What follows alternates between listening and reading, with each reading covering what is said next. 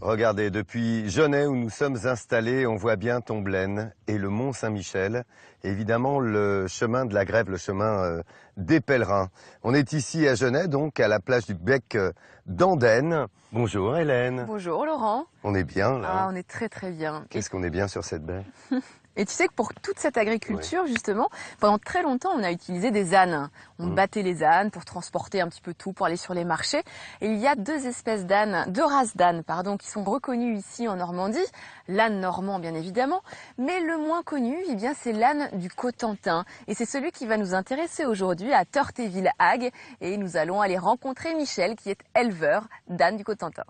Un été en France, c'est ça. Évidemment, la découverte. Un lieu d'exception, la baie du Mont Saint-Michel, toute la semaine de 10h50 à 11h45. La découverte avec notre veto et également avec notre sportive et la spécialiste du bien-être.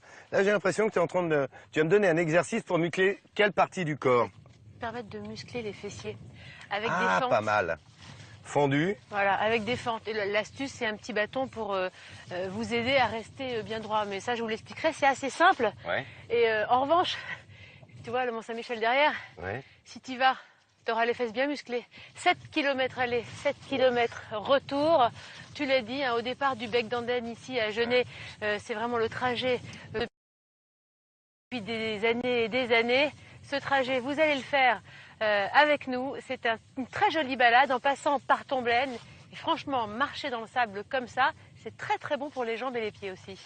Et vous irez probablement, lorsque vous aurez fait le tour ici de tous les artisans qu'il y a en Normandie, et notamment ici à Genêt. Et on ira faire un tour du côté de Touques, chez Cyril Gouty, qui est un Maître brillant verrier. maître verrier. Ouais. Il restaure des vitraux de toute époque, aussi bien pour les particuliers que pour les monuments historiques.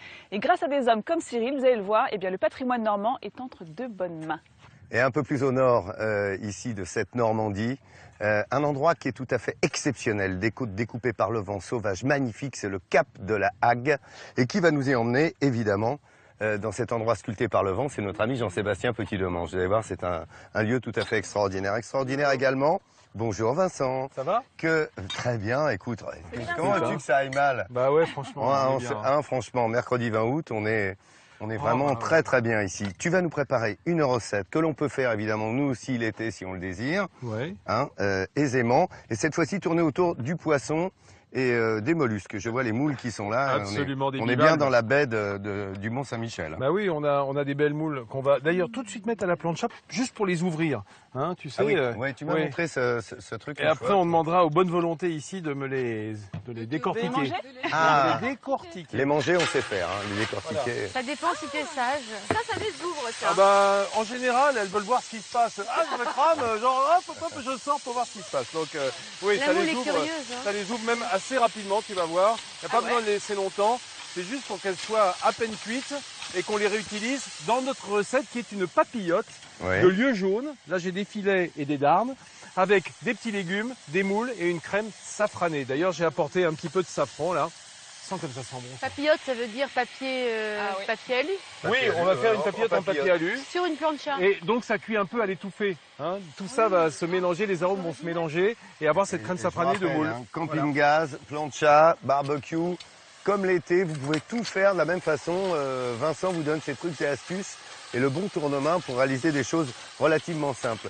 Je vous en parlais à l'instant. On va d'abord voir quelques images de drone et ensuite on va faire un tour du côté du Cap de la Hague. Et ça, c'est un endroit absolument exceptionnel.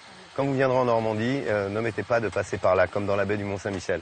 Mon Jean-Seb, où es-tu installé? Ah, je me suis installé, mais alors pile poil entre la pointe du Groin sud qui est là-bas et la pointe du Groin nord qui est dans la direction de Montbras de l'autre côté de la baie. Et entre les deux, eh bien c'est la baie du Mont-Saint-Michel. Entre les deux, il y a 200 millions de mètres cubes d'eau qui rentrent et qui sortent à chaque marée. C'est absolument impressionnant parce que ici, on est dans un endroit totalement particulier, magnifique observatoire exposé au vent pour cette eau qui rentre et qui sort, qui donne une force absolument étonnante à cette baie. particulier. Et puis c'est aussi du coup un écosystème totalement particulier qu'on découvre dès qu'on prend de la hauteur. On s'aperçoit que d'un point de vue botanique, il y a énormément de choses à voir. C'est une véritable réserve ornithologique aussi. Il y a des oiseaux qui viennent nicher, qui viennent se poser, qui se retrouvent ici. Et puis quand on se balade, un endroit impressionnant, un endroit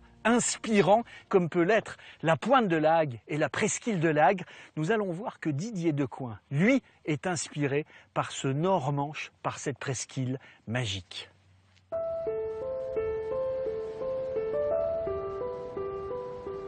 Si vous souhaitez vous faire une idée du paradis, il suffit d'aller au bout du monde, plus exactement à La Hague. C'est ainsi que l'on surnomme cette région à l'extrémité de la pointe du Cotentin. Ici, l'homme ne peut que se sentir tout petit face à cette nature sauvage, flamboyante, préservée de la folie des hommes. Un havre de paix unique en Normandie. Au hameau de La Roche, c'est ici qu'a décidé de s'installer un homme dont la vie est à elle seule un roman. Didier Decoing, prix Goncourt 1977, scénariste de François Truffaut ou encore d'Henri Verneuil, a souvent bien du mal à se concentrer, tant la vue depuis son bureau le subjugue.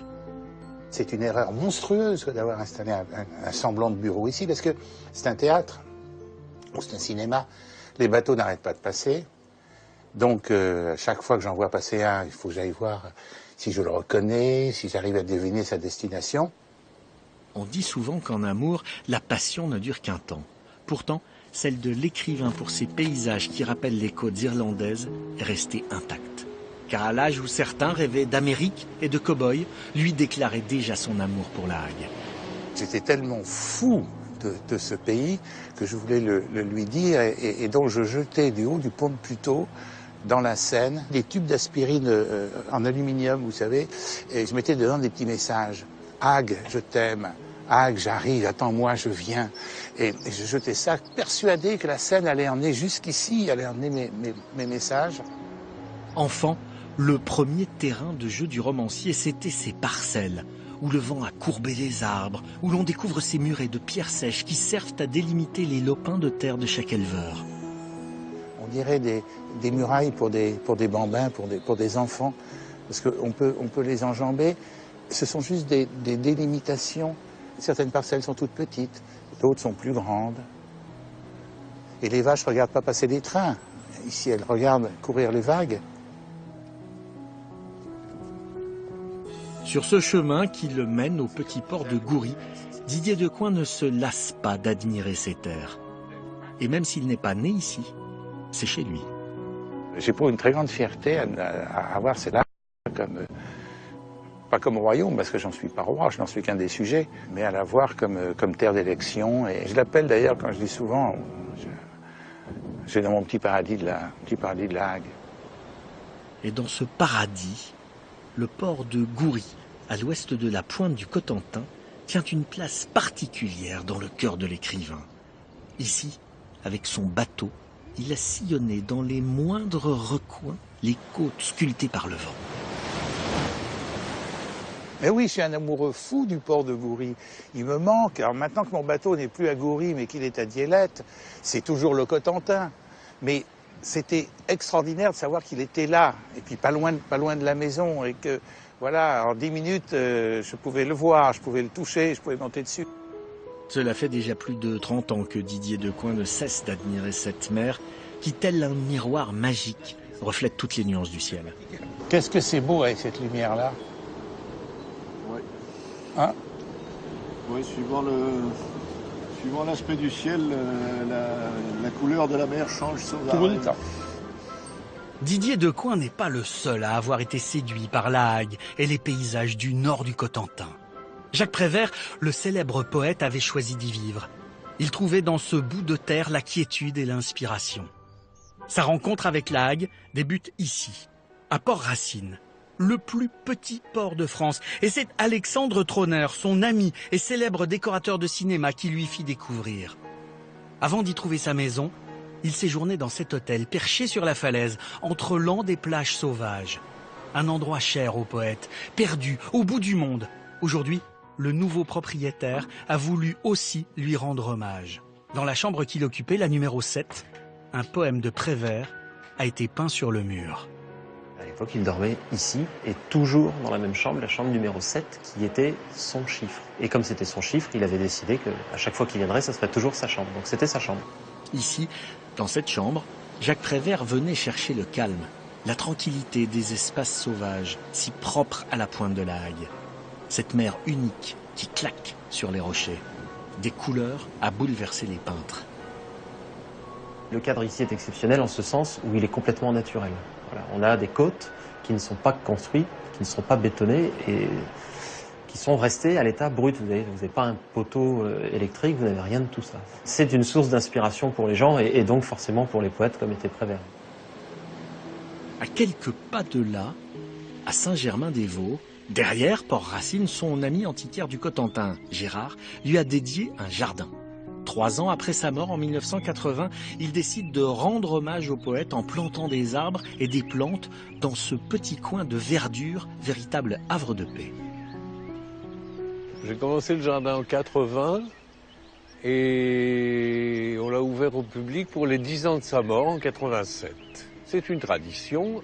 Pour la naissance d'un enfant ou pour la mort d'un ami, on plante des arbres parce que les arbres nous survivent, ils grandissent avec le souvenir. La première fonction d'un jardin, c'est de donner du bonheur et de la paix pour l'esprit. Au pied des arbres, Gérard a reproduit des textes de Prévert, pour la plupart des inédits. Et dans ce jardin, chaque visiteur pourra ainsi passer un moment de communion avec Prévert, une certaine façon de prolonger sa vie. C'était le seul hommage qu'on pouvait lui rendre, et en mettant dans ce jardin beaucoup de textes, les gens les lisent, les gens les photographient, les gens les découvrent. C'est en tout cas le seul endroit où on peut lire des textes de Prévert, des inédits, beaucoup d'inédits. Ici règne le calme, au rythme de l'écoulement du ruisseau. Dans chaque recoin, l'esprit de Jacques Prévert, un pont, une plante, un arbre. Un bien bel hommage pour celui qui avait publié un recueil intitulé « Arbre » et pour cet amoureux de la Hague, de Port-Racine, d'Aumonville-la-Petite. Cette terre perdue au bout du monde n'en finit pas de déployer ses paysages hors du temps, avec une lumière magique et une symphonie de couleurs en toute saison.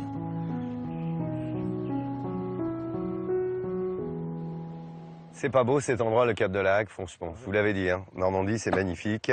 C'est pas beau, Le bout du monde. Ah non, je croyais que tu disais c'est pas beau cet endroit. Ah non, non, c'est beau.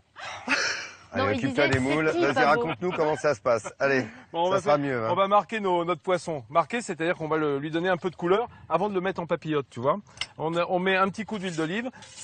L'huile d'olive, c'est quand même la copine de la plancha, il faut dire bien ce qui est. Hein. Ça permet de monter en haute température. Oui. Oui, enfin, bon. C'est mieux que l'huile de tournesol. Moi, je trouve De l'huile. que quand tu fais du poisson, oui, en l'occurrence. Parce que ça tient plus le très chaud, c'est ça?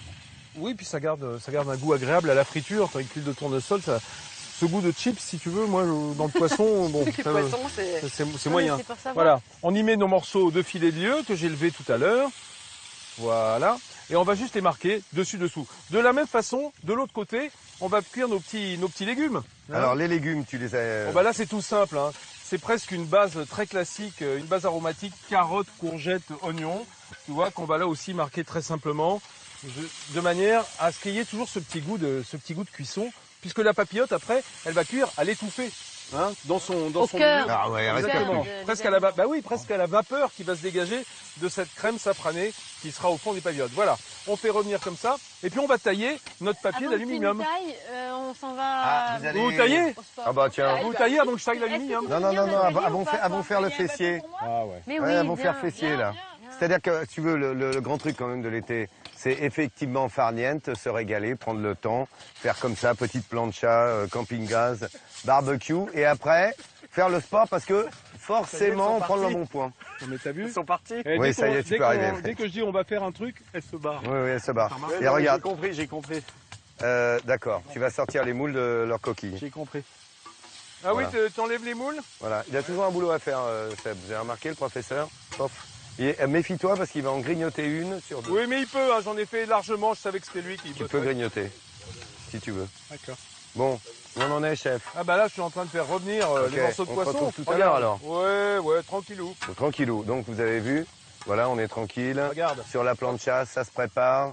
Vous avez le tout de la recette. Regardez, le poisson est déjà Hop. sorti. Ouais, on va y L'olive rajouter jaune. un petit peu de Alors légumes. que, regardez les filles, là-bas, ça travaille voilà, la fente, le fessier derrière. C'est ça, Nat? Tiens, mettez-vous dans cet axe-là, absolument. Hélène, on Vas-y. va aller par ici. Voilà, on va travailler le fessier en faisant des fentes un petit peu le principe de la marche. On descend, on monte, on descend, on monte. Et le mouvement important, c'est justement ce mouvement où on remonte et là, on travaille tout ça. Et on Pourquoi sert du vous avez bâton, un alors bâton? Ça sert à... Eh ben, ça sert à pas faire ça. À tenir l'équilibre. Voilà. Donc vous vous aidez avec le bâton, les filles. Voilà, tu montes, hop, Dos bien droit. tu montes, hop. Et là, tu sens le travail du fessier? Ouais, Nat? pas mal.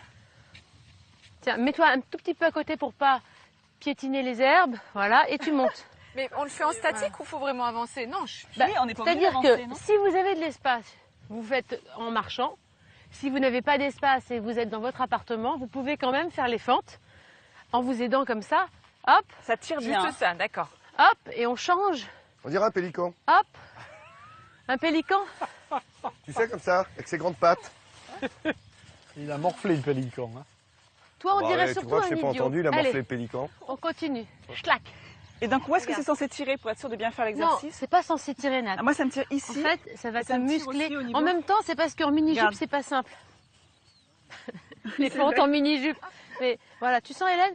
En fait, on va muscler cette partie de la cuisse. Voilà. Donc, soit on marche, comme ça, quand on a de la place, là, on est sur une plage, on a de la place.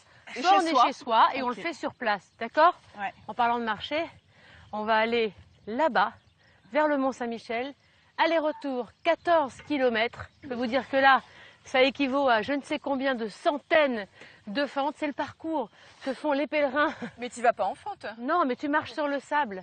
Et le sable, il est mouvant à certains moments, un peu dur à d'autres, vaguelé. C'est très beau. On passe par Tomblaine et on le fait évidemment avec un guide de la baie parce que ça peut être dangereux. Au matin, la baie du Mont-Saint-Michel semble offrir un spectacle immuable. Une vaste étendue d'eau qui ceint une abbaye plus que millénaire.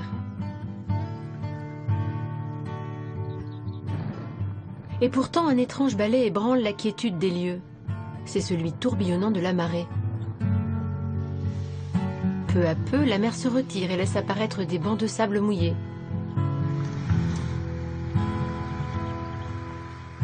Ce spectacle immémorial fait de la baie du Mont-Saint-Michel un lieu unique au monde. Un lieu traversé depuis plus d'un millénaire par des millions de pèlerins. Mais pour rallier le mont à pied, il faut faire appel à un guide. Comme Romain. C'est ici sur cette plage que cet enfant du pays attend le groupe avec lequel il va traverser la baie. Et il n'a pas choisi ce point de départ par hasard. C'est un parcours traditionnel. Alors traditionnel dans le sens où en fait on parcourt la baie comme le faisaient principalement les pèlerins au Moyen-Âge. C'est-à-dire qu'en fait on part de la côte la nord-est de la baie pour aller vers le mont. On dit que le pèlerin en fait venait au Mont-Saint-Michel en suivant la courbe du soleil. Donc du nord-est vers l'ouest. Les valeureux marcheurs du jour sont un groupe de retraités fans de randonnée. Avant de s'élancer, Romain les avertit. Traverser la baie, c'est s'engager sur un terrain glissant. On va marcher en fait sur un mélange de sable et de vase. On n'est pas sur du sable, on est sur de la tangue. Voilà. Mais la tangue, selon les endroits où l'on passe, elle est plus argileuse, vaseuse, sablonneuse, lisse, granuleuse, ondulée. Et en fait, ça a la particularité de rester autant collé à vos pieds que Tanguy à sa famille. Ah, c'est ça. Ouais. Parce qu'il n'y a aucun rapport. Il n'y a aucun rapport. Et l'humour, c'est la meilleure arme de Romain pour se faire entendre. Je vous conseille de vous déplacer de la manière suivante. Le regard lointain, d'accord. Le port de tête altier, le ventre rentré, les fesses serrées. Il y en a pour qui ça va être difficile. Ouais, c'est sûr. De manière souple. Pourquoi? C'est comme ça, au moins, si vous tombez, vous tomberez dans la dignité. Et c'est parti pour quelques heures de randonnée. Pour ce qui est de la grâce et de la prestance, on n'y est pas vraiment. Mais heureusement, ce n'est qu'un court moment à passer. Car dès les premières centaines de mètres de la traversée, la récompense est immédiate. Un paysage d'une beauté à couper le souffle.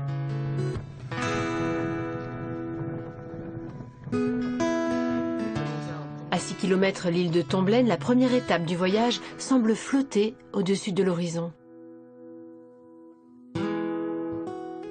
Le Mont Saint-Michel n'est plus qu'une apparition. Et l'horizon est incertain derrière les vibrations de la chaleur. Pourtant, nous sommes bien en Normandie. À voir ce paysage, pas étonnant que pour Romain, plus qu'un lieu de travail, la baie soit une véritable passion. Ouais, moi j'affectionne toujours de me déplacer dans la baie, tout simplement parce que déjà on est au grand air et que moi j'ai besoin de vivre en extérieur. Comme j'y suis attaché, je prends toujours plaisir en fait à aller dans la baie et à m'y déplacer, que ce soit professionnellement, personnellement. Voilà, j'ai tendance à y aller quasi quotidiennement, je dirais, pas tout au long de l'année, mais presque, quoi. Je dois passer à peu près 300 jours par an par ici. Quand on marche toute l'année dans la baie, mieux vaut savoir où l'on met les pieds, car parfois, on n'est plus vraiment sûr de les avoir vraiment sur terre. Depuis le début, vous marchez sur des sables mouvants, quasiment. Et là, par exemple, depuis qu'on est sur ce banc de sable qui est là, on est sur une zone plus ou moins instable où il y a des sables mouvants. Sauf que là, vous ne l'avez pas senti. Pourquoi? Parce que la couche sédimentaire, elle n'est pas très, je dirais, friable. C'est pas assez fragile pour que ça se casse. Vous voyez ce qui se passe là? C'est un sable mouvant. Voilà. Si on commence à exercer une pression un peu plus importante, ça finit par se casser. Sauf que là, il faut vraiment être suicidaire. Donc quand vous allez sentir que le sol commence vraiment à se fragiliser, qu'est-ce qu'il faut faire? S'étaler et pas rester en file indienne et continuer à avancer sans s'arrêter. Parce que si vous restez sur place, vous continuez à vous enliser. Mais pour savoir où traverser sans danger, il faut l'œil aguerri d'un guide. Car lors de chaque marée, la baie change. Un passage à sec aujourd'hui pourra se transformer en sable mouvant demain. C'est pour ça que la baie peut être dangereuse, parce qu'on ne peut rien cartographier, rien baliser. On ne sait jamais où on va réellement passer. On n'agit que par lecture de paysage. Si on n'est pas capable, entre guillemets, visuellement, de savoir où on va mettre les pieds, ça peut être plus ou moins dangereux. Mais affronter quelques dangers, ça rend la balade encore plus belle. Au fil des kilomètres, la baie prend un aspect absolument irréel. Le ciel se mire dans la fine pellicule d'eau qui recouvre encore la baie.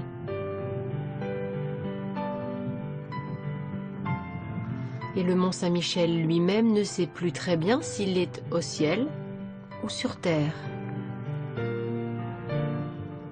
Après plus de 2 heures de marche, le groupe parvient enfin à l'île de Tomblaine, une oasis en plein désert. Le lieu idéal pour se reposer et reprendre des forces. Après un petit casse-croûte, le moral des troupes est au plus haut. La marche est tellement agréable, la température super, et puis je suis pas fatiguée, c'est sympathique. On est heureux, heureux, c'est formidable. C'est tout à fait inattendu. Très bien. Merci, moi. Et quand on a rêvé de faire ça pendant 20 ans, puis qu'on le fait, ça prend une belle dimension. Tomblaine, c'est la sœur jumelle du Mont Saint-Michel. À l'origine, le mont devait ressembler à ça. Un gros rocher de granit envahi par la végétation.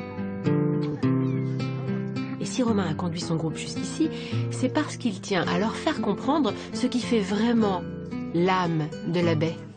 Le passage obligé qu'il y a à effectuer pour rejoindre Tomblaine correspond totalement à ce que devaient faire tous les gens, et donc bien sûr les pèlerins qui venaient rejoindre le mont. C'est-à-dire que Tomblaine garde les attributs qu'avait le mont et qu'il n'a plus, l'insularité, l'isolement. Et pourquoi je vous dis ça? Parce qu'aujourd'hui, nombre de gens viennent au Mont Saint-Michel sans même savoir ce qu'est le mont, à savoir d'abord un lieu saint, une montagne sacrée, un lieu de pèlerinage dédié à un archange. Donc si ce lieu dédié à Saint-Michel est devenu une abbaye exceptionnelle, c'est parce que des millions de pèlerins y sont venus. Et pourquoi sont-ils venus plus nombreux prier Saint-Michel ici qu'ailleurs? Parce que c'était isolé, parce que ça se méritait.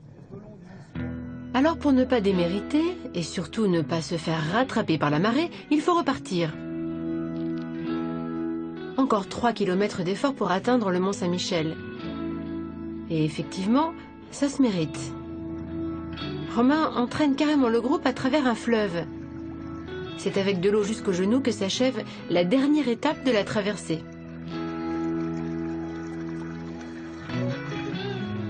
Mais à l'arrivée, au pied du Mont Saint-Michel, tous ces efforts prennent leur sens. Enfin, il est là, majestueux, immense et grandiose. Une vision tout droit sortie du Moyen-Âge. C'est comme un phare pour la baie. Donc, quel que soit l'endroit où on soit dans la baie, généralement, on cherche toujours du regard, en fait, le mont, finalement. C'est quelque chose qui nous attire peut-être et qui nous interpelle. Pour Romain et son groupe, il est temps de rebrousser chemin. Il ne faut pas traîner. La marée envahira bientôt la baie du Mont-Saint-Michel.